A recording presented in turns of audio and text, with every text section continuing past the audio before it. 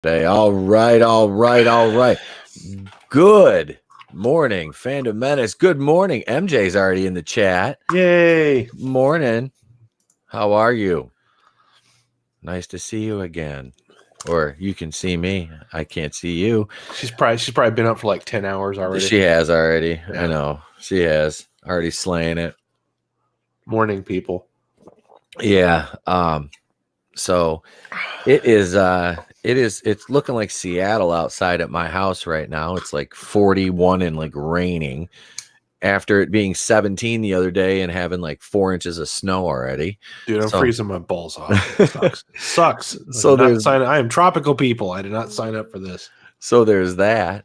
But it is always nice and warm and toasty here. This is About Last Night. And last night we basically talked about Charlie's Angels. Yeah, because that is the hot topic right now. Kind of. Well, yeah. Star Wars too. Yeah. Well, it's just kind of funny though. A movie that literally it's going to lose money. It's going to lose money. With Star Wars? No. Star Wars will make money. Oh, Charlie's Angels already lost money. Charlie's Angels is losing money. As far as I'm concerned, it's already yesterday's news. Yep. So it's funny because everybody, you look at like on my subscriptions, everybody has a Charlie's Angels video, you know. Yeah. And it's funny, man, because it's like it's so for a movie that it failed so miserably already.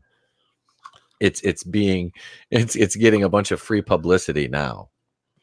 It's gonna be more famous to just laugh about it than people actually saw the movie. It's gonna be more famous on YouTube. Let's put it that way. Mm-hmm. It'll be winning some Razzies. Possibly. This year Razzies are gonna be fun because there's been honestly about 50% ratio of stinkers to good ones this year. I'd say it's about half and half. If you think about it. Yeah. The last two that we saw will definitely be Razzies. I think so. But then there was also Hellboy this year, which was another dumbass movie that got us a budget for some reason, didn't deserve one. You know, why did we do that? Well, you know, Guillermo del Toro went to the studio and said, "Hey, I'm willing to make Hellboy 3 because I don't care what anybody says. Hellboy 1 and 2 are fucking excellent movies. They're amazingly good comic book, fantasy, kind of sci-fi, not quite horror, genre-bending movies that I love, all right? And they have a following. Even though people didn't go to the theater to see them, they have a definite following. So you obviously made enough movie to do a sequel to those. Yeah. But instead, in your infinite wisdom, you decided to reboot with David Arbor and not give Guillermo del Toro the pass. And his very next movie was, I got an Academy Award, bitches. You know, they turned him down. They decided to reboot it. It didn't work. You know, and this is just the disconnect that I see between studios and fans. They just assume that, okay, well, we can make something because we have smart people in this writer's room, or, you know, they always think they know what's best for the customer. And that's where they're constantly tripping over their own shoelaces, you know? Yeah. That's, you know, I know as a moviegoer what I like and what I want to watch and what I will watch. Like, for example, this year I've been to see Avengers Endgame. I went to see that twice. I went to see Spider-Man Far From Home. I went to see Joker. I've gone to see Charlie's Angels. And the next one I'm going to see is The Rise of Soy Walker. I've seen a few this year. I can't keep track of all of the ones I've seen because I know if I throw a list off, because I saw It Chapter 2, Rambo, I saw Terminator, Hellboy, Joker, yeah, and then I don't know. You know what I mean? I might be missing one there. You know, but I saw Godzilla, King of Monsters this year. What about Alita? Oh yeah, absolutely. Alita. See what I'm saying? It's like it's hard to go back and remember everything. I saw that one too. Yeah, I definitely saw Endgame as well. I mean, I wasn't going to miss that one. You know, but I have to sit down and look at a list to remember which ones I've seen. And now with the movie pass, it's going to be even harder for me to remember which all ones I saw and which ones I didn't, you know, and I'm going to try to stick to the high profile ones, because those are the ones that people are going to be looking for your opinions on. You know, it's like, nobody cares what you think about some, you know, A24 artsy fartsy art house film, you know, the indie films. Or a Ryan Johnson movie. And I'm not, that's not me poo-pooing indie films. It's just the reality of the game is you're on YouTube. People are watching your content for a reason. They don't really care what you have to say about some art house film. You know, if you're a bigger channel where you have a giant following, you might be able to get away with that once in a while. But reality is most people want to know what you think about Joker or, you know, It Chapter 2 or, God forbid, Star Wars. Not so much the people on my channel, but, you know, that's why I'm going to see literally anything else that comes out that weekend, because there's just no reason for me to see Star Wars. I don't want to see it. I don't have to see it. My family doesn't want to see it. My subscribers don't care if I see it or not. So, you know what I mean? So...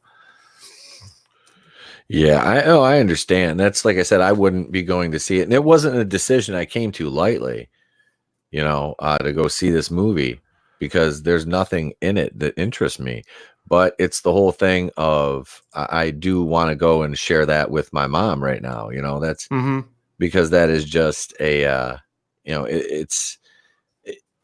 I wish that's where I was with my parents, because they really wanted to see Last Jedi with me. It used to be going to Star Wars films was a big family event for me and mine, and Last Jedi soured them on that. They instantly hated it. I had mixed feelings on it, and then eventually I decided I hated it too. I just didn't know how I felt, and that was something I'd never felt with a Star Wars film before, so I was confused. You know what I mean? It's like going to see your favorite band and they did a bad show, you know, and it's like, you know, you saw it through fan goggles, you know, okay, so they had an off night. You start making excuses for them, you know what I mean? Kind of like people do with me with Disney on my family, on my channel. They start making excuses for Disney Plus and all that. Like, you know, Disney never does anything wrong. You know, it's like, oh, really? Sure about that? You know, I'm like, are we talking about the same company here? You know? Yeah. But I'd like for that to not be the last movie that we ever saw in a theater together. You know, and now it's like I'm trying to convince them to see literally anything. I begged them to go see Once Upon a Time in Hollywood. I'm like, this movie was made for you. You guys would totally get this. You know what I mean? Because they would have been like right around high school when those events happened. So all that would have been relevant, you know? So yeah. More relevant to the zeitgeist. Yes. As it were. Let's see. MJ is all over the chat here. She said she's only been up since 4. Only 4. I don't see it winning that. I don't see it. What's that? Go ahead, May.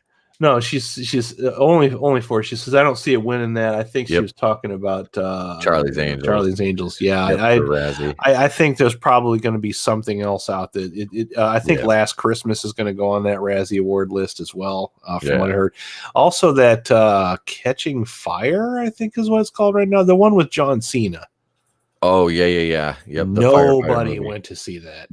Nobody. So that's probably going to be on there as well. I'd love to know what the Razzie list is looking like so far. It might be a little too soon yet too. You know, we'll probably know a little bit more by December. I'm saying, but we should probably do a Razzie show. We can definitely do that. I think we should do our own Razzie. I'm all for it. I am all for that. I love speculating about who's going to have the bomb movies this year. You know, who's going to win the Turkey Award, and who's going to actually come and accept their award too. That's another one. Yeah. You think Elizabeth Banks will come accept her fucking Razzie? Oh my God!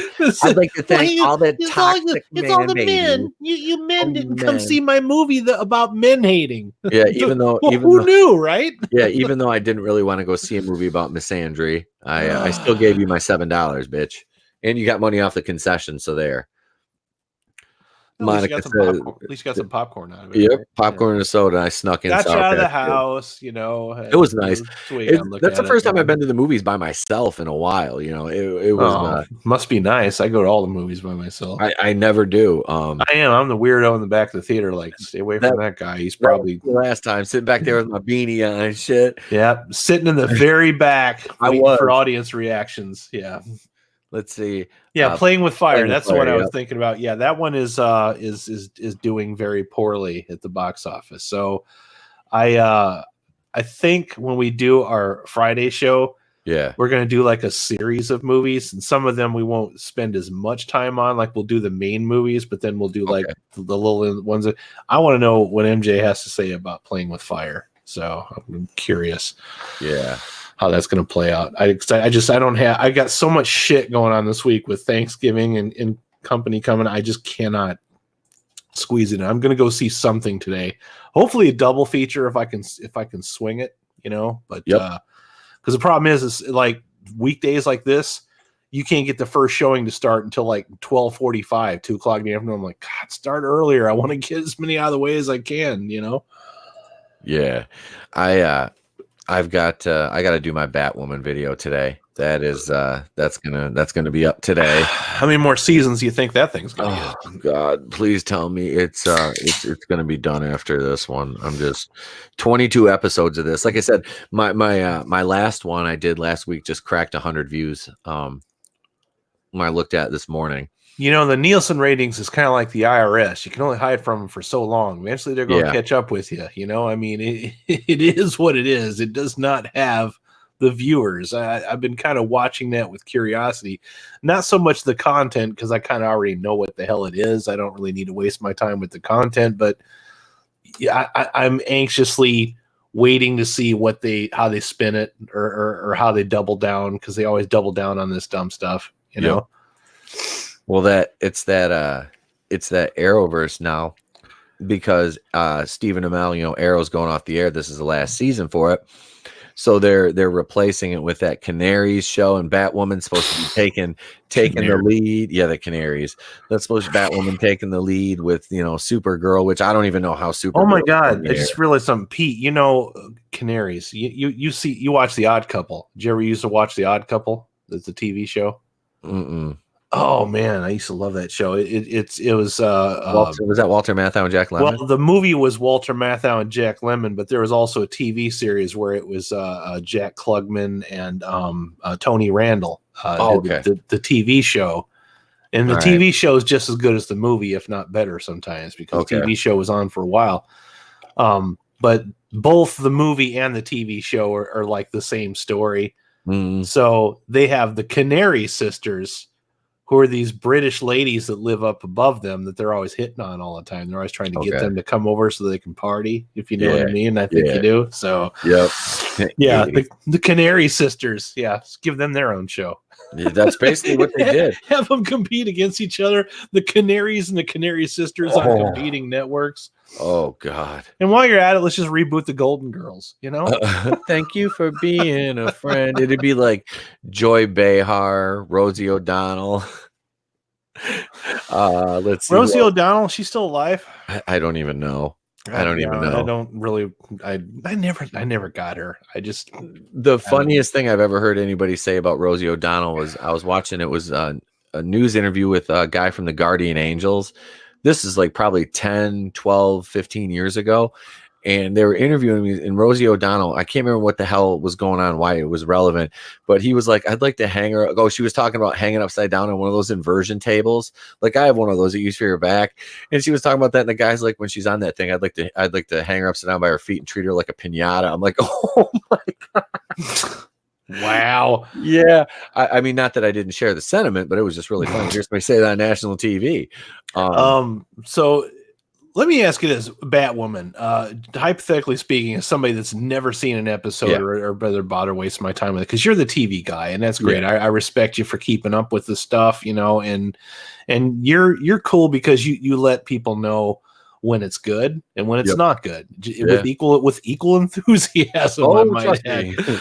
But with Batwoman, if ratings tank enough as it does to where they're literally losing money off of it, do you think they would actually go in and make something like that deliberately campy just to cash in on a different audience? Like if they realize that they're not going to get any money off the woke audience, they'll actually go and start camping it up, maybe actually do something like what we're talking about, where they bring Catwoman in and they have a fight. You know, I mean, it won't be Halle Berry, obviously, but you know, if they brought Catwoman into the show, just to up, do you think it would up the ratings? Like if it started getting a little on the campier side?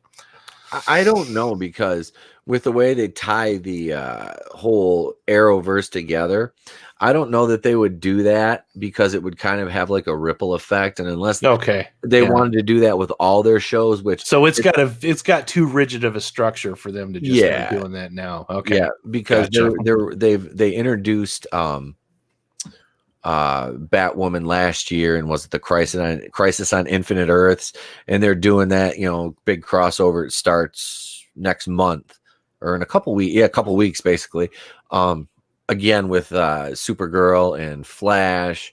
I don't know what else, you know, Batwoman, and I don't know. Well, I did like Arrow. I watched about 4 seasons of it, and that's just because at the time that there was only 4 seasons of it on Netflix, and then when they started adding the other seasons, I just kind of forgot to go back and watch it some more. But yeah, I enjoyed most of it.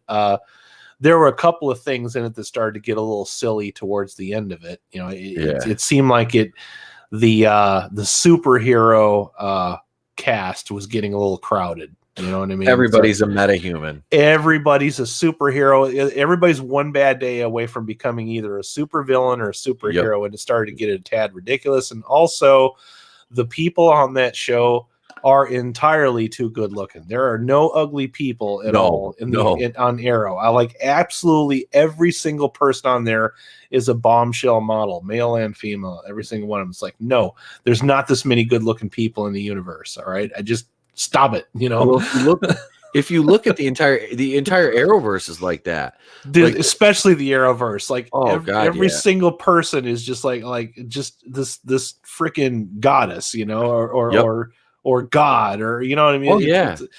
I know that's a silly thing to complain about, but it's just like, where do they find these people? You know, it's like they mass produce them in a factory, right? They just like you mean to tell me that what's that's not God? No, it's what's the city that Arrow's in again? I forgot. Is it Star City? Star City. Is that Flash, or is that Arrow? I think actually it is Star City. You mean to tell me that Star City is just comprised of supermodels? Like, what is this, Australia? Yeah. Australia, but no, everybody dropped the accent. That's about it. I never really watched that much of Arrow. They did a couple crossovers because I used to watch The Flash. You were a Flash guy, yeah. I tried watching The Flash. I watched like maybe 2 episodes of it. It was a little too whimsical for me. It wasn't very like I liked Arrow because it was a little grittier than Flash. I wanted Flash to be like grittier. I guess it wasn't the kind of superhero I was looking for at the time. I was coming off of Netflix Marvel, and then I started watching Arrow, and I'm like, well, this isn't bad for a regular network TV show, you know. But then you watch the Marvel shows, you're like, yeah, this is what I want right here, you know? Yeah, oh, God. So, Punisher. Like day and night, Punisher, Daredevil, and what's his name? Luke Cage. Oh, awesome. Yep. Awesome stuff. I gotta read that. I got a Luke Cage versus Punisher comic in my truck. I gotta read. Yeah. That's one of the ones I snagged from the father-in-law. So that'd be a nice team up. Mm-hmm. Oh, God, yeah. I must have missed the Emily Bett train. I don't know who Emily Bett is. I don't know who Emily Bett is. There's probably an actor in Arrow. Is she one? Is that the one that plays Caitlin Smoke? Because if it is, I would. Oh my God! Wow.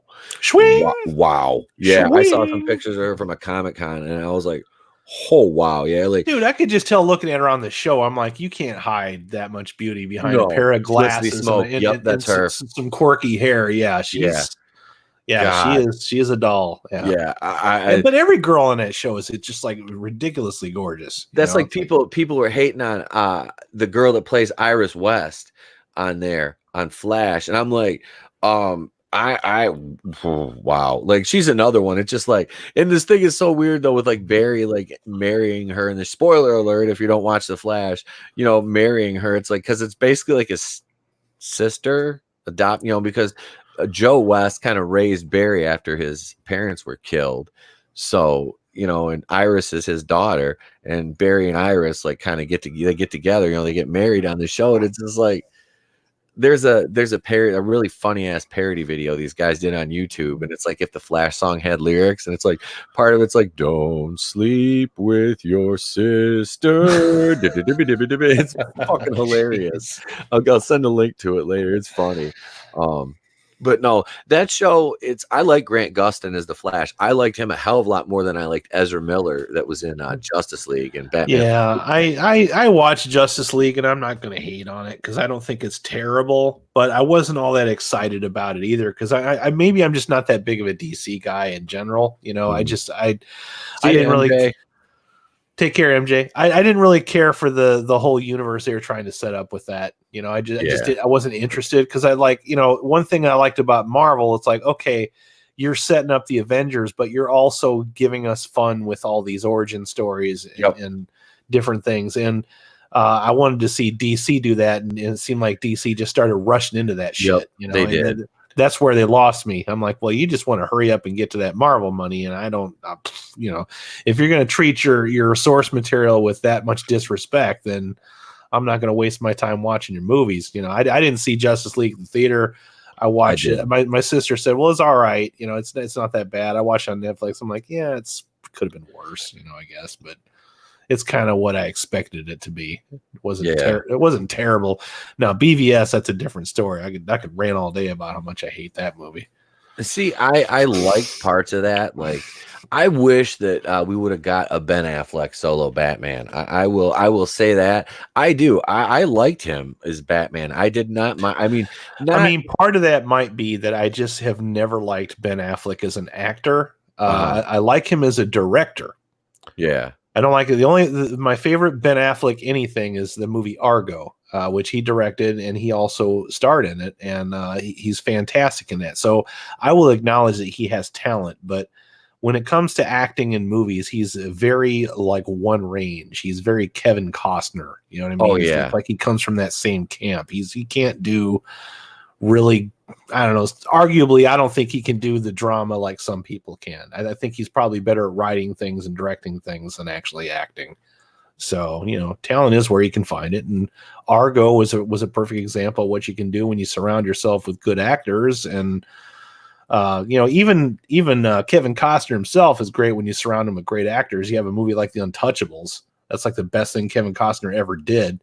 And that's because he's surrounded by all these other great actors. You know, I mean, he had Sean fucking Connery, you know, I mean, yeah, he's the one that got the Oscar and he's the one that deserved it, you know? So, yep. Absolutely. And we're not even going to talk about Waterworld or The Postman. Oh God, don't get me started on that. Actually, Kevin Costner lost me at Robin Hood, Prince of Thieves. I was so amped for that movie when it came out, and they hyped the shit out of it. And then here he is in it, and here's all these other people in this movie doing their worst British accent you could possibly come up with. And then Kevin Costner's like, yeah, fuck all that. I'm not going to do a British accent because I'm Kevin Costner. And it's so distracting. It's I don't know what's worse, the mullet or his fucking like nonchalant, just sleeping through that movie. And I'm like, fuck you, dude. A lot of people put a lot of effort into this movie, and you just show up like, I'm Kevin Costner. I don't gotta do shit, you know. And it just like that lazy attitude of his, you know. It's just like the world revolves around me, and I'm like, fuck you, dude. You know. That damn Robin Hood movie is like one of my wife's favorite. It's like one of her favorite movies. It's awful. It's just awful. I can't stand it. I wanted that one to be good because I think just before that, Three Musketeers had came out, and that one I loved. You know, the one with Kiefer Sutherland and who else was in that? I can't remember. I haven't seen that movie in forever. You know which one I'm talking about? Yeah, Three Musketeers. Kiefer Sutherland. I can't think of his name right now. The guy that got kicked off of Two and a Half Men. Charlie Sheen. Yeah, he's in it. You know, Chris O'Donnell's in it. I liked that movie, and I expected Robin Hood to be like that, or at least as good as that, and it wasn't. So, just disappointed me. I actually have some of the Robin Hood movie action figures. Holy shit! If you tell me you got some Waterworld figures, now you're I don't. Deep I cuts. wish. Yeah. I wish. I had MASH ones, but I sold them actually to a guy in Australia. When I had gotten back into toy collecting, he was trying to complete the whole set, and I had the card backs and everything for him. He You bought know those. what? And he bought a ton of wrestlers. Waterworld is a wonderful disaster. You know that? You know why it's so wonderful? It's got such fantastic world building in it. Yep. And it's the dumbest idea in the world.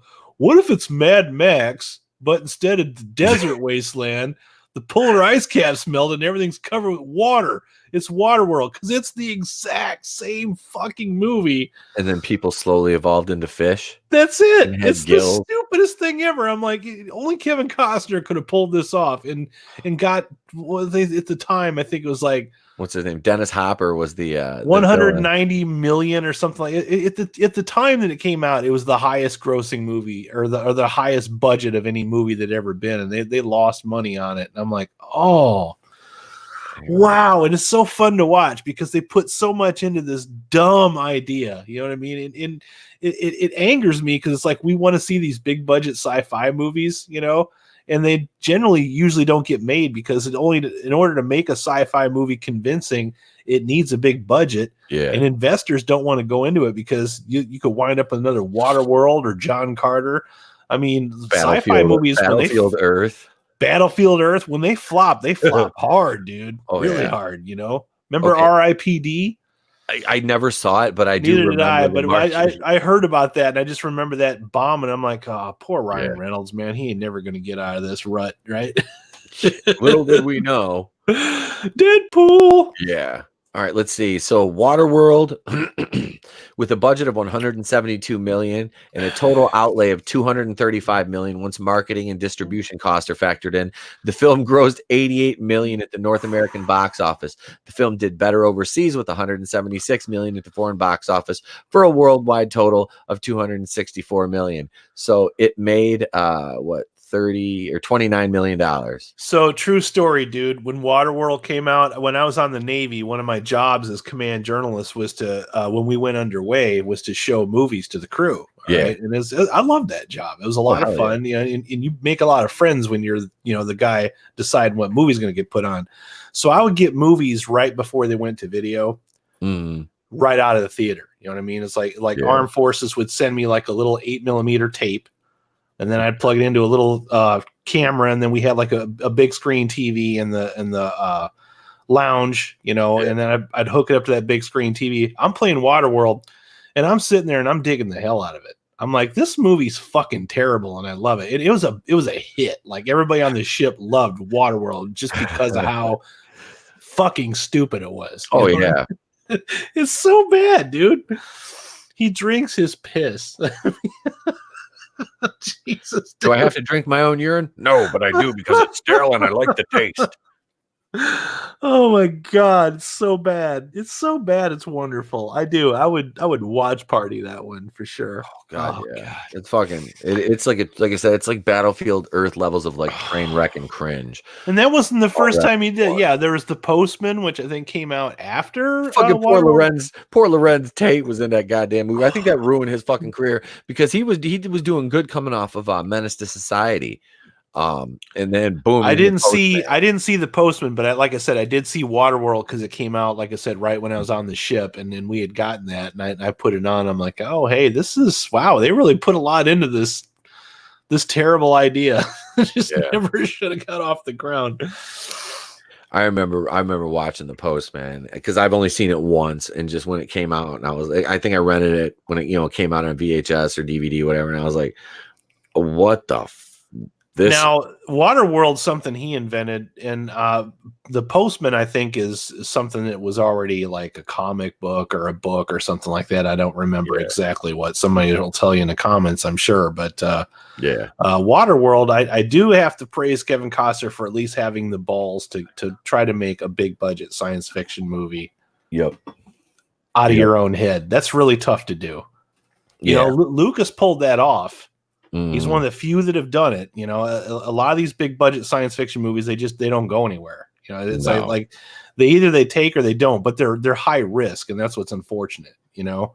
Yep. And then sometimes you get a great movie like Edge of Tomorrow, where it's awesome, but then nobody bothered to show up because they didn't market it to anybody. Like there was almost no budget. We were talking about that with Midway. Where was the marketing for Midway? No. A big budget Roland Emmerich movie with no marketing and no posters and barely any trailers, you know, and then that you put it out on Veterans Day and nobody knew about it and nobody showed up. Which is bad for a movie. Strange. Bizarre. Yeah. It's like they must have had a deal where it's like, well, we'll do this for this budget, but you're not getting any marketing. You're like, okay, whatever. Yeah. Hey, I was kind of flipping through and looking at some news, and they're about to reboot. It's not going to be this year, but they're going to reboot another movie. I'm about to do a screen share here. This little article I found. I'm scared, Pete. I'm scared. Hold my hand. It's not. We got this covered. So no, that's not what I meant. I'm scared to see what they're going to reboot. What are they about to ruin now? Pray tell. Oh well. That's why I want them to make original stuff, because I don't want to have expectations. Scream reboot to bring back Nev Campbell, Courtney Cox, and David Arquette. All right. Well, here's okay. How are you going to do this? Because the first Scream came out at the perfect time. You talk about zeitgeist. Okay. Yeah. Scream came out right at the tail end of the slasher era. Yep. And it made fun of the slasher era. Yes. Now the slasher era has been dead for a good fucking half a century. All right. Now we look back fondly at our fond memories of slashers. How are they going to do this now? It's not relevant anymore. No. And it was a nice, like, dark comedy making fun of the slasher genre. And that's why it worked. And at the time, it had enough following that they could pull off a couple of sequels. And they realized that was kind of marketed towards like teenagers at the time, because I was just coming out of my teen. Well, I was like mid-20s when Scream came out, but I mean, I was not too old to enjoy it. You know what I mean? So how are they going to do this now? All they're going to do is replace the cast with some younger dumb people that we don't care about, like some Disney show rejects, you know. And I don't know. I'm already jumping to conclusions. So I don't know which Scream movie this is from. If this is either.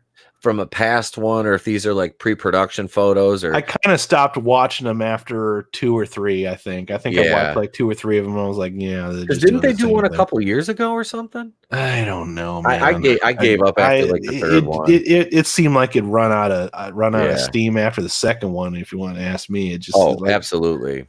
Even the second one was a bit of a stretch to even get to. Yep. Especially with the way the first one ended. You know? Also, there's no more Wes Craven, so it's not, you know, if you told me Wes Craven was doing it, then I might be interested. Yeah. But he's dead, so it's not going to be him. This is strange to me. Because right here, go ahead. Alison Brie. Wasn't she in one of the Dawn of the Dead movies or something like that? I think she was in the Dawn of the Dead reboot, which Sarah I thought was actually pretty good. Yeah, the Dawn of the Dead reboot with Ving Rhames and stuff like that. Mm-hmm. That one was fun. Yeah. This is Adam Brody from oh god, what was that show? The OC. He was on the OC. He was in Jennifer's Body. Of course, we got Nev Campbell, Courtney Cox, David Arquette, Anthony Anderson. I'm not sure who this fella is, but like I said, I don't know what this is exactly from. So.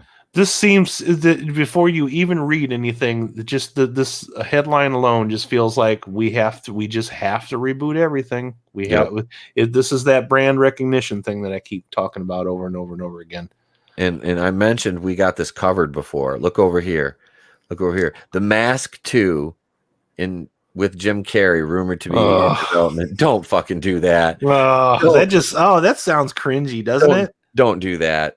As much as I say I want to see more funny Jim Carrey, I don't know if I want to see 60-year-old Jim Carrey doing his mask bit again. No, I'm good without that.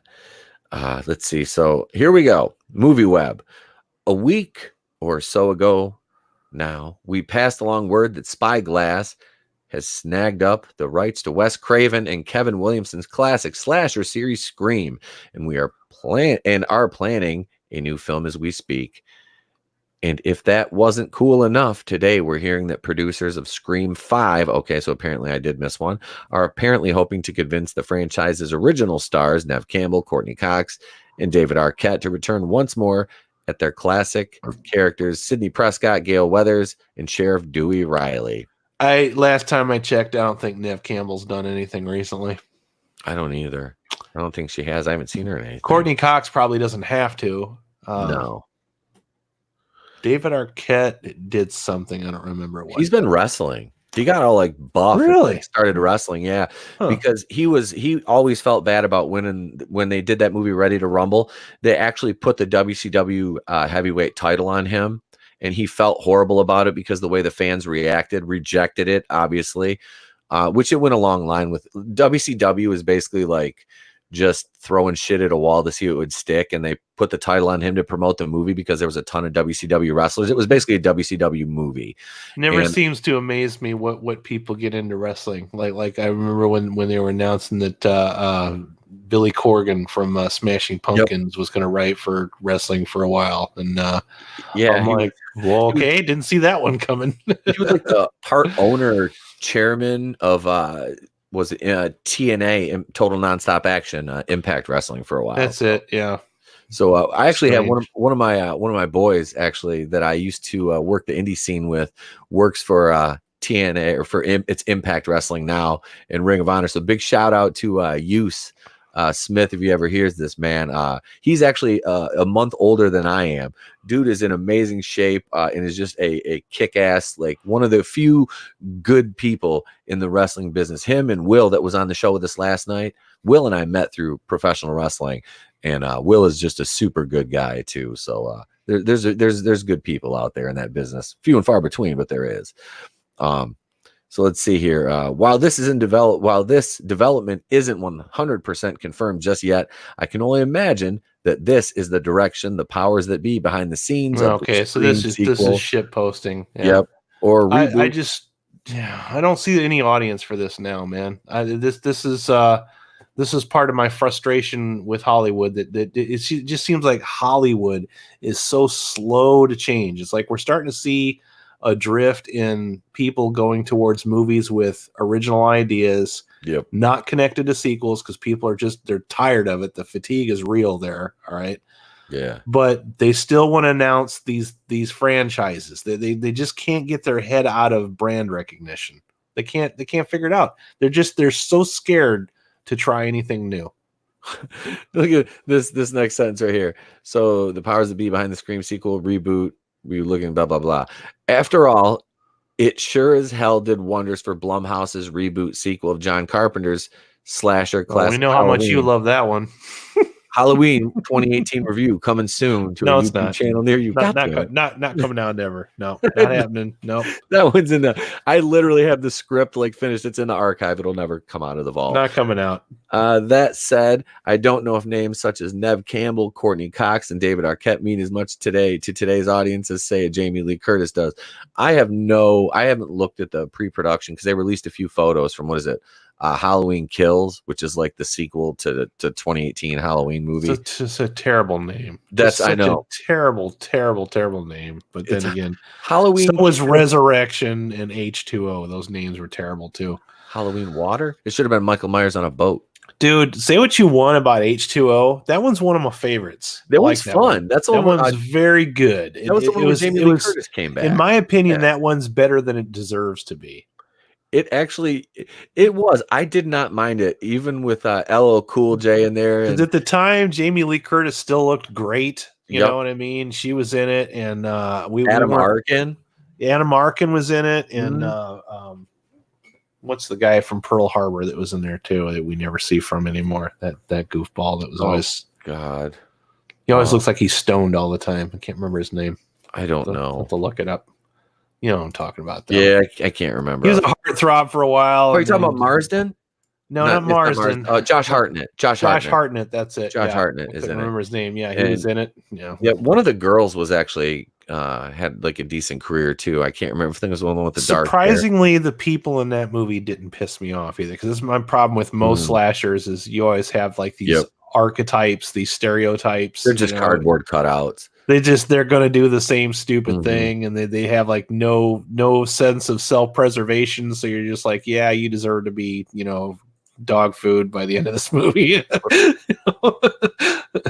Yeah, you just basically described every character in the Friday the 13th series. Yeah, the whole series. That is the I've whole seen fucking all series of the routine. Friday the Oh, so have 13th. I own them. I own every one of them. I own most of them. And some of the ones that I like surprised me. But yeah, most of them, yeah, at least 80% of that is what I just described. With like no sense of self-preservation. They're going to do something stupid, and you just want to see them become dog food by the end of the movie. Oh, yeah. Here we go. Let's see. Sure, Nev Campbell is still somewhat in the public spotlight for a role in Netflix's. Oh, she was in House of Cards. I did not know. Okay. That. Did you like House of Cards? Did you watch it? Never watched it. Haven't seen it. I watched one episode. I tried to watch the pilot. I got about halfway through it. I was like, nope, I can't. I could not. You know what it reminds me of? It reminds me of West Wing. Did you ever watch that? Briefly, way back in the day. It was on. I think I'm of average intelligence until I started trying to watch West Wing, and then I felt like a complete buffoon, like just an idiot. Like that show uses so much jargon, it just makes me feel stupid. With House of Cards, it came off like that, but the problem with House of Cards is there's absolutely not one single person to like. Everybody is a scumbag in it. I'm like, I can't. I have to have somebody I can identify with. Everybody in here is an asshole. It's about Washington, so. I can't get invested in just a movie full of assholes being assholes to each other. I couldn't do it. Yeah. We don't have to go any further with this article. It just goes on to say that blah blah blah. The age of nostalgia might be over. I think so too. Do. The nostalgia shit. The nostalgia train has reached its caboose. I mean, for sure. Hey, look, it's Tap and Dies in the chat. What's up, man? How you doing, Tap? This is a good question, Pete. Is there a single nostalgia property that you would like to see a sequel or a reboot done to? Something from your past at this point. Is there something that hasn't been done yet that you would actually like to see? Okay, here's and I'm just throwing this out there because it's not a great movie, but I love it. I would like to think it probably has a little bit of a cult following. It's one of those mid-range 90s movies. Congo. I would love to see them do something new with Congo because what do you're not going to fucking ruin it. You're not going to. Yeah, there's no expectations there. No, the expectations, the bar is low. So, I mean, for me, it would be like, okay, you've got a lot better CGI and shit now. So let's see what you can do with, because Congo was, I mean, there was CGI, but there was a lot of practical effects there too in that one. I would like to see what they could do with that. I have one, but I don't know if it has as much nostalgia appeal as some of these other properties that they keep talking about. You remember the movie Forbidden Planet with Leslie Nielsen? Like, they're in a flying saucer, 1950s. Well, you've seen Halloween. They're watching Forbidden Planet right on the. Okay, all right, okay. Where they're wearing those gray uniforms. Robbie the Robot's in it. All right. Okay. I'll have to look it up. It's a science fiction version of The Tempest, and it's one of my favorite science fiction movies of all time. I think it was a good story. I don't want to reveal it if you haven't seen it because I don't want to spoil it for you. If you ever have a chance to sit down and watch it, there's actually a lot of depth there, and it's one of the few science fiction movies that came out in the 50s that actually took itself serious and had a A-list budget at the time. Okay. So Walter Pidgeon's in it. Leslie Nielsen's the captain. That could be done with the right director. And I think the right director is the guy that directed Oblivion with Tom Cruise. That's another movie that I absolutely love. I like the way it was directed, I like the way it was paced, I like the way it looked. At one time, I think he was attached to actually do a remake of Forbidden Planet, but I'd be so picky about how they do that. It has to take itself seriously. It has to look good. It has to not be doing the generic things that you think Hollywood's going to do. But that's about it. Anything else I'm thinking of, I'm like, nope, don't want no reboots, remakes of anything else. Please give me more original content. You know why Ford versus Ferrari made so much money this week, Pete? Because it's original. Because they haven't done it yet. It's not a fucking reboot. It's not attached to a franchise, and it's not trying to set up sequels. If the fucking sequel is Suzuki versus Hyundai, I'm going to be pissed. Suzuki versus Hyundai are coming soon to a theater near you. Oh, that's great.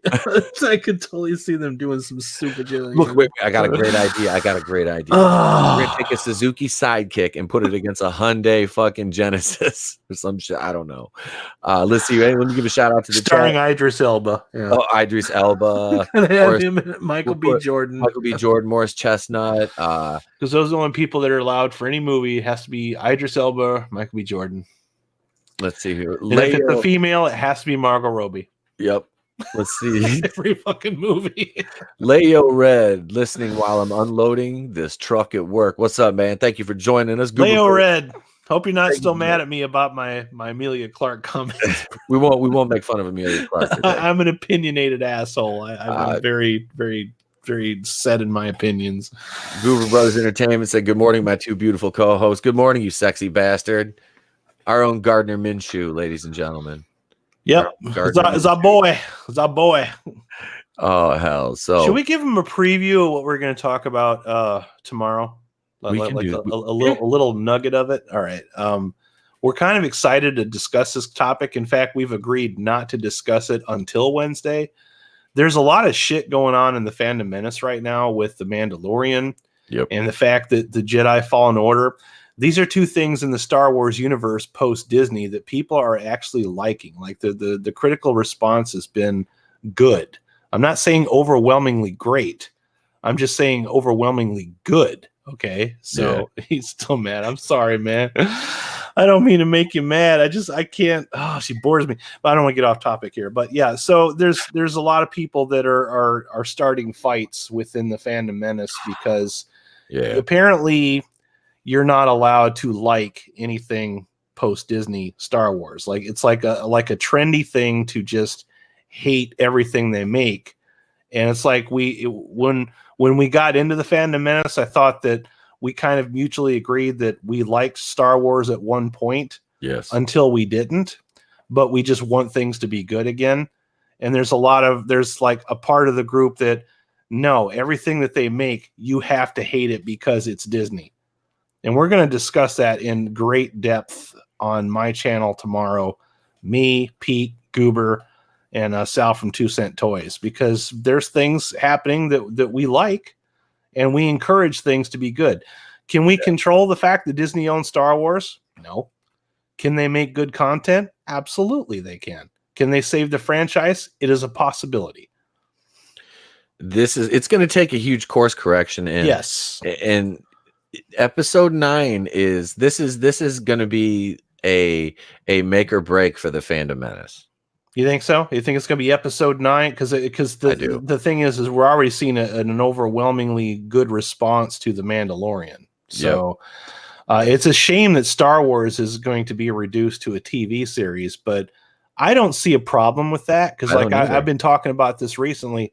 I like the pace of a binge-worthy series on a streaming service versus going to see a movie, because you have 90 minutes, maybe 2.5 hours if you can push it, to get all of these points across. Whereas with a TV series, you can put all the points in, but you can still have things like character development and plot pacing. You can get to know your characters more. You can have a lot of cameos. There's a lot more you can do within the confines of a TV series versus a movie.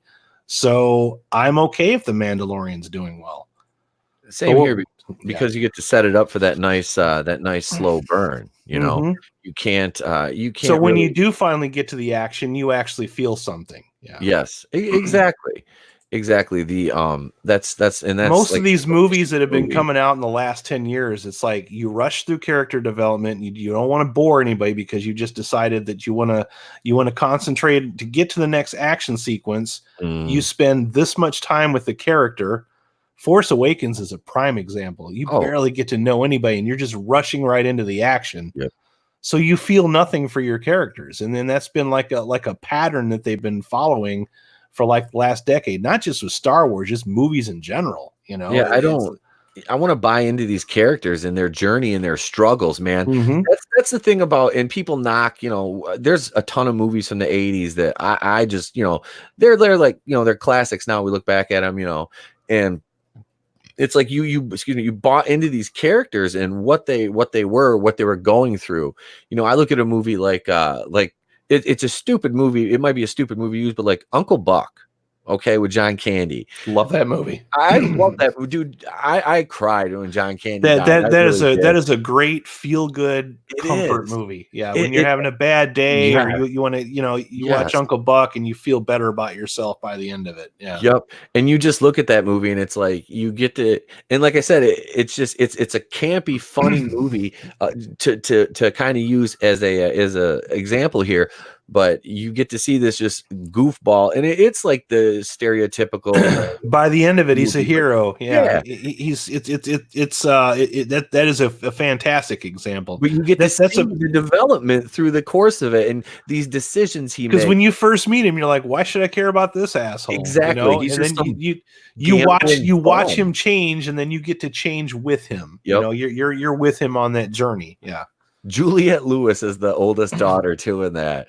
That's no, in Uncle Buck? Wasn't she the daughter? No, it wasn't Juliette Lewis. She was a daughter in what? You know what? I always get I'm gonna look up the actress's name because I can't remember her name. I'm sorry. For the longest time though, I thought that was Martika. Because Martika looks exactly like her, man. At least I think Toy Soldiers, didn't she? Yeah, the Toy Soldiers lady. Yeah, her, dude. I thought that, and I thought they were the same person because they focus on her so much. Yeah. And I think when that movie first came out, I wasn't all that crazy about it. And a lot of it was because I couldn't stand her. But if you watch the entire movie, she changes too. She has an arc. Yeah. See, so it's crazy. You get to see these the character arcs. And wasn't who's the kid? Wasn't that Macaulay Culkin? Yeah, the kid is Macaulay Culkin for sure. Yeah, like I said, I need to watch this. I haven't watched Tia Russell. Yeah, Tia Russell. Tia Russell. Yeah. The actress's name is Jean Louisa Kelly. Okay. Jean Louisa Kelly. I don't know why that. What the hell movie did Juliette Lewis play somebody's daughter in? I can't remember what it was. That you're thinking of National Lampoon's Christmas Vacation. Yep. Because all the Christmas movies are starting in 6 days. So well, she was in that anyway. Yeah. I was like, what the hell was it? You mean they haven't started already? Well, fucking Hallmark Channel's been showing them since goddamn May, man. Hallmark and Freeform have the Christmas stuff on now. But AMC starts and they play the National Lampoons and all that. And of course, you've got your marathon of A Christmas Story on TNT, which my sisters used to try to make us suffer through 24 hours. I love the movie, but they used to, before they started doing that, they used to marathon It's a Wonderful Life. Yep. I do. Somewhere along the way they stopped doing that. And I would rather watch It's a Wonderful Life. I would just alternate them. I think that'd be great if you showed one, then the other, and then the other. Oh, that'd be awesome. Yeah, if they did that. Want to do that for 24 hours, do 3 different movies. Do It's a Wonderful Life. Stop, Pete. You're making too much sense. I know. It's a Wonderful Life. A Christmas Story and National Lampoon's Christmas Vacation. There you go. There's your 3. I don't know if they could show that though because AMC has it too, but I don't think. I'm sure there's some licensing bullshit in there, but it would be neat if you at least flipped between 2 movies. So that 2 or 3, man. Just rotate them all in, and boom, there you go. I love A Christmas Story, but it's kind of one of those. Why does it have to be this one and not a different one? You know what I mean?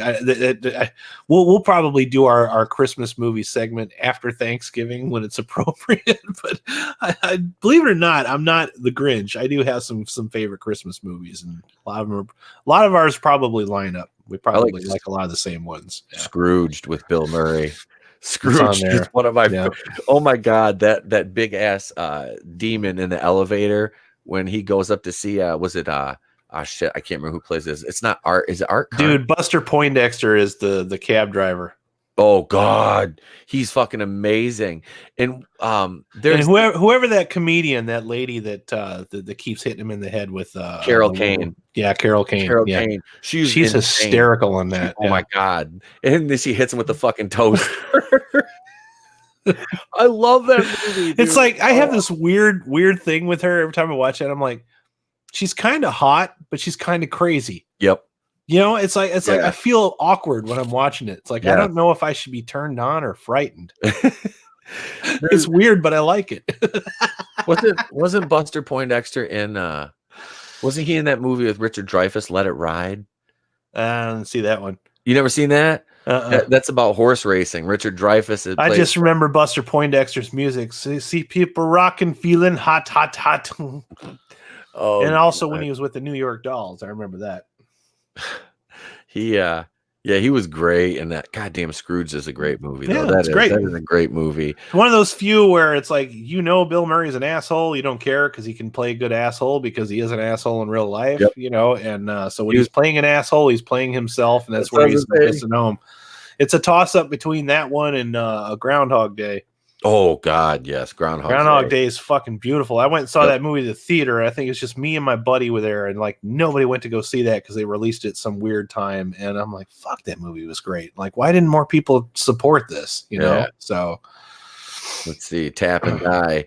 Die Hard is the best Christmas movie. Yep, that's my favorite right there. I'm glad you brought that up because just before I came on with you, I remembered that like about a week ago I was out at Best Buy, and I'm always like, Best Buy is probably one of the few places left that still have movies, and the one in New Tampa actually has a pretty good selection of Blu-rays, like in clearance. They have like bins full of them, but they had all their Christmas movies out, and somebody somewhere thought it'd be a good idea to take Die Hard and put a Christmas sweater jacket on the outside of it. So now it's official. Now the cultural zeitgeist in the meme has become reality. You know what I mean? Spoken. It was more fun when we joked about it. Now it's like an actual thing. I'm like, oh, I don't know how I feel about this, man. I love it. I love Die Hard, but I mean, we only joke that it's a Christmas movie. Now it actually is a Christmas movie. It just seems weird. We were at my in-laws last year, and it was like, I can't remember if it was Christmas Eve. It was Christmas Day, and I'm like, no, it's Christmas Eve. I was like, Christmas Day, because I'm like, I'm watching Die Hard at some point, and everybody kind of like went to take naps, and my boy was passed out with my wife, and I got to sit there in the living room and watch Die Hard by myself on the 70-inch. I was happy. I was like, this is good. I do, but my thing is if we're going to add that to the Christmas pile, then we also need to add Lethal Weapon into the Christmas pile because that one takes place during Christmas as well. Yep. So I'm good with that. I like Lethal Weapon, man. Jingle Bell Rock. That goddamn movie. Those, what'd they make? 3? Was it 3 or 4 of those? 4. Yeah. And they're making. You know what? The original one is still held up, man. Oh, absolutely. I'll pull that one out every once in a while. I'm like, God, this movie's great. Yeah. A mulleted Mel Gibson. We were so lucky, dude. We had so much good stuff come out, and we just took it for granted, man. We just thought that was going to last forever. I just watched Big Trouble in Little China yesterday. You can never not watch that one too much. I was over at my friend's house, and it was on, so I sat there and watched part of it while I was over there. I know we're talking, all of a sudden I just stop, and I'm like, he's like, what? I'm like, Big Trouble in Little China's on, man. I'm like, sorry. That's one of those that my mom liked it. Like she watched that, and she just laughs hysterically every time there's that part where they're like underneath the sewer and they're going into Lopan's lair, and on the way, like something comes out of the wall, like this big monster, and it's like, what? Huh? What won't come out no more? She just laughs every time that scene happens. My mom's actually one who introduced me to that because she had recorded it on VHS off like HBO or something back in the day, you know. So that's funny because, like I said, I was looking at VHS tapes on us at her house. Another movie that flopped at the theaters. Yep. Yeah, it was a flop, commercial flop. Yeah, John Carpenter had a lot of commercial failures, and now they're like most of them are classics. Yeah. So, he's one of my favorite directors of all time. So, another one that a lot of people don't like. They don't like the one on Mars. The hell's that one called again? Ghost from Mars with Ice Cube. I haven't seen that in forever. Ghosts of Mars is fucking cheesy as shit, and I love it. It's so good, dude. I think it's like Sharon Stone, I think, is in it. Okay. And is it Sharon? No, it's not Sharon Stone. It's the girl from Species. She's in it. Yeah, Natasha Henstridge and Ice Cube are in that one, and it's cheesy as fuck. It's a total exploit because that's what John Carpenter does. He makes exploitation movies. Yeah, just with a slightly higher budget than normal. But yeah, it's if you liked Escape from New York, you like that kind of level of cheese. Ghost from Mars, dude. A lot of people don't like it. I watched it. I'm like, why do people hate this? I love this movie. It's great. It's so stupid. It's wonderful. Okay, so Natasha Henstridge, Ice Cube, Jason Statham, Clea Duvall, Pam Forgot Grier. Jason Statham's. Yeah, Pam Grier, dude. Love Pam Grier. Let's see, Joanna Cassidy, Richard Citrone, Rosemary Forsyth, Liam Waite, Dwayne Davis, Lobo Sebastian. The whole thing plays out like a campy drive-in movie, dude. It's wonderful. Yeah, it's so stupid. It's wonderful. A lot of people hate on it, and I think it gets an unusual amount of hate than what it deserves. I think that one's going to find its audience like maybe another 10 years or so, just like the other Carpenter movies. I'm waiting for it to be cool to like Congo again. It's gonna happen. Yeah, give it time. It'll happen. Honestly, I remember seeing Congo at the theater, and I was just like, oh, I don't know about that, but it's not the worst thing I've seen. By any stretch. Shit! Yeah. I missed the name in here. Where is it at? I was looking at the names on the list. Ghost of Mars. Yeah, Margene Holden's in this. She was in a bunch of like, she's like does like some martial arts shit. She was in one of my favorite movies with one of my 90s crushes from you remember Corey Everson? She was like kind of like a fitness like personality from the 90s. She did a spot on Home Improvement. She was in some sitcoms and some like offbeat movies. I think she was in a movie with Van Damme. Don't remember. But she played like this bodyguard for like this mob guy, and her and Margene Holden have like this kind of like cheesy but like hot fight scene in this movie. Margene Holden was a beautiful woman too. Her career never really took off. She was in those like kind of like camp like those, C tier kind of movies that they'd show on like Cinemax and stuff like that. Not like Skinemax films, but like just like offbeat action films. Yeah, low budget, straight to video type stuff. Yeah, kind of like what was that other? Kind of like the Cynthia Rothrock movies, if you remember her. Yeah, I've seen Cynthia Rothrock. She's awesome, dude. And what's her name? Mimi Lesios. Another really kind of kick ass. See, this is the thing, man. It's like people like, you don't like strong women. I'm like, dude, I grew up. Why did we forget? This is why you have About Last Night, so we can remember these things. Yep. Yeah, we should have mentioned Cynthia Rothrock last night. I am on board with her, man. She has charm. She's funny. She actually does all of her own stunt work. She's a legit badass. She's a martial artist. I mean, holy shit, dude. Yeah, I saw. I thought she was hot. There's a movie I watched. It was a Riff Tracks movie, but I actually enjoyed the movie. I think it was called God. I have to look that up because I can't. Yeah, I don't want to butcher another name. It's too early to be butchering names. Yeah, she's been in a lot of like these offbeat movies. I want to look up this one with Margene Holden. Hang on, because I think Richard Roundtree was in it too. With her, let's see. Where is her film? I have it in my queue because I've seen it a couple of times. I want to say it's Pride and Glory, I think is the name of it. Let's see if I can find it. I think it's Pride and Glory. Well, she was in an episode of Star Trek Deep Space Nine. Ballistic, that's the movie she was in. 1995. X versus Ever. Ballistic. She was actually one of the top bills. Margene Holden, Corey Everson, and Richard Roundtree. Shaft himself was in it. Wow. Let's see if I can find this. Let me just try this here. The brief synopsis. Jessie Gavin is no ordinary policewoman. She knows how to handle herself in any situation. She's an undercover cop, part of an elite police team, and highly skilled in lethal martial arts. Here it is. Yeah, Honor and Glory was the name of it. From the 1980s. It's cheesy, it's terrible, but I like Cynthia Rothrock. I do. Yeah.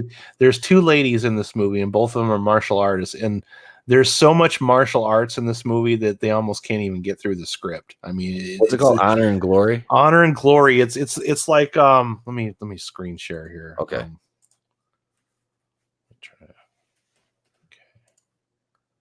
Yeah, Honor and Glory.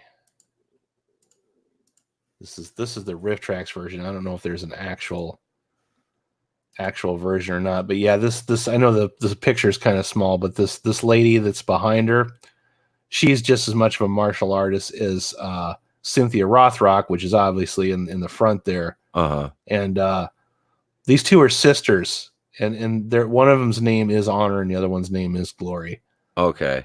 It's super cheese. Like everybody in the movie is like some kind of a martial artist, and like even like the villain And there's like a lot of these there's so many montages in this movie too, dude. Like people working out and showing off their styles, and it's almost like a advertisement for sign up for martial arts. You know what I mean? It comes off like that. Like it's martial arts. People are all oiled up and shit, and stretch. They got the fucking weight stretchers and shit. With the springs. All that kind of crazy shit. It's even better with the Mike Nelson and Kevin Murphy and Bill Corbett commentary in the background. Makes it even funnier. But yeah. No, she's awesome, dude. I like her. I don't know why we forgot to mention her. I know it's funny too, because like I said, that ballistic movie, like Margene Holden was like the top billed actress. She was like basically the star of that movie. And it's like all these, you don't like strong women. Like I grew up watching these like kind of offbeat movies with these like martial arts women that just like beat the shit out of everybody. And the funny thing is, like, Cynthia Rothrock is like legit. Like she's a black belt. Like in her prime, like she's in competitions and shit. Yeah. Like same thing with like Mimi Lesio. She was in like a women's pro wrestling movie in the 80s, and she did a bunch of those like kind of like the martial arts, kind of like Cynthia Rothrock style movies. It's every time. It's such a weak ass defense too. It's just a weak hive mind, like, defense against, bad entertainment. It's like, no, you don't understand. It's like, we just want something that doesn't insult our intelligence. And these movies weren't objectively good, but they were like, if you just wanted to see a bunch of fighting sequences, then it was cool. Fighting sequences, hot women, montages, and a lot of 80s. About 75% of our content, Pete, is we just want to be an audience that's treated like we're not idiots. Yeah. You know that? Yep. Like, stop talking down to your audience. Stop trying to tell your audience what they like and give them what they want. Exactly. I'm trying to do that with my channel all the time. It's a job, man, trying to figure out what your watchers want. It's like, okay, this one did good, this one didn't. This one people are watching, but they hate it. I mean, what do you do? I got to do a Batwoman video. I was watching Jeremy from The Quartering did a video about how he's good. He is very good. Mm-hmm. WB coming out and retroactively like copyright striking and filing claims on all the Batwoman videos as kind of like a retribution for YouTubers like slamming their show. Yeah, they're pissed. They're pulling a mundane Matt. Just flagging everybody that's talking shit about him. Yeah. Yep. So R.I.P. Mundane Matt's career.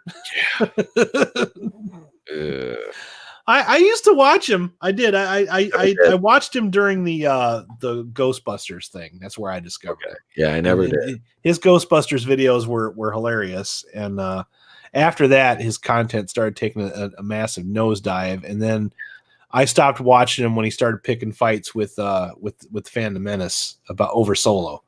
Like he was defending Solo. He thought Solo was wonderful. He hated The Last Jedi. Yeah, he was right out. In his reviews are terrible because every single review he just jumps right into the spoilers. Every single one. He can't review a movie without telling you everything that happened in sequential order, and I hate that. It's like, here's a review, dude. Just do what you don't like about it, what you like about it. Would you recommend it? It's all I want to know. All right. Tell me why it's bad or tell me why it's good without spoilers. He can't fucking do that. But yeah, he started picking fights with Ethan Van Sciver and all that. And then right after that, the whole thing with the boulders and the false flagging and everything. I was just like, whatever, dude. I'm out. I can't watch your content. And then he tried to play that shit off for like months, like just pretend like it didn't happen. I'm like, this makes it even worse. Yeah. The fact that you're not trying to get out in front of it makes it even worse. It's like if I have a bad day or I make a bad video, I try to get out in front of it. You know what I mean? It's like, okay, I wasn't on my A game. I'm sorry. I'm going to do better. Because I genuinely want to be better at what I do. And I want my audience to know that my intentions are true. You know what I mean? With him, it's like, he's like, I'll just pretend like it didn't happen. No, it didn't go away. People were literally logging in and getting on his channel just to talk shit about him. Yeah. It was sad, man. Like just 600 comments of like, you're fucked up, right? You done fucked up. You done fucked up, right? You done fucked up. You know that, right? You know, bought, you fucked up. so you bought the beer I bought the at 11:35, right? You done fucked up. My cousin is Fucking Bill Duke. Yep. My cousin is he's a cop, right? And he said when they're interrogating people, he's like, you know how many times we do that to people? Like just to fuck with them. We'll just be like, so he's like, we're in the middle of an interrogation. We're asking this guy, it's like, so you bought the beer. And the guy looked at him like, what the fuck? And he goes, my cousin is partner in the room with him, but they're kind of like laughing. Oh, they actually take the line from the movie? Yeah. Like, they've done that like multiple times. This dude, they're like, so you bought the beer at 11. Dude, I love pop culture references. Yep. He said he's like, yeah, we've done that shit multiple times. Like we'll be interrogating like a suspect, and we'll ask them that question. They like look at us half the time. He goes, a couple dudes have actually been like, it was 12:35, and like we're kind of like get a little chuckle out of it. Dude, that's hysterical. Another good example of that is you've seen Full Metal Jacket, so you've seen R. Lee Ermey's wonderful performance, which is really the best part of that movie is just R. Lee Ermey intro, and after that movie, you can pretty much take it out of the DVD player and throw it away because it's just a generic war movie after that. Yep. But when you watch the boot camp sequence. When I was in boot camp, I was 19, and I'd seen Full Metal Jacket many times before I went into boot camp. Those two drill instructors fucking loved that movie and used every single line from them every chance they fucking got. And every time they did it, I'd be like, oh, fuck, they're trying to make me laugh, because I know you're not supposed to laugh, right? And I'm like, God damn it, they're doing Full Metal Jacket. I can't laugh. And I'm like, who said that? Who the fuck said that? That's like one of my favorite because that just reminds me. Yeah, I didn't know they could pile shit that high. And we actually had a guy in boot camp that they called Private Pile because he was a fuck up, and he got the dreaded Private Pile fucking. Even though there's no privates in the Navy, they still called him Private Pile because he was fucking up and being an asshole. So what's the title? They didn't soap him, but they actually did go in the middle of the night. Somebody went and filled his rack full of shaving cream and drew a bunch of fucking mustaches and shit on him with permanent marker. So they called him the recruit, the Ricky Ninjas. They put on fucking ski masks and black sweatshirts and gloves and shit, and they went underneath the racks and they went and filled his fucking rack full of shaving cream. So he woke up next morning soaking fucking wet.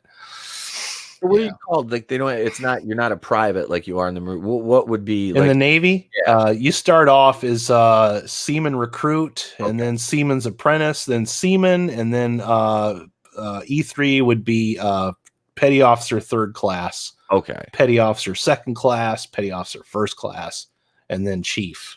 All right. Senior chief, and then master chief. Okay.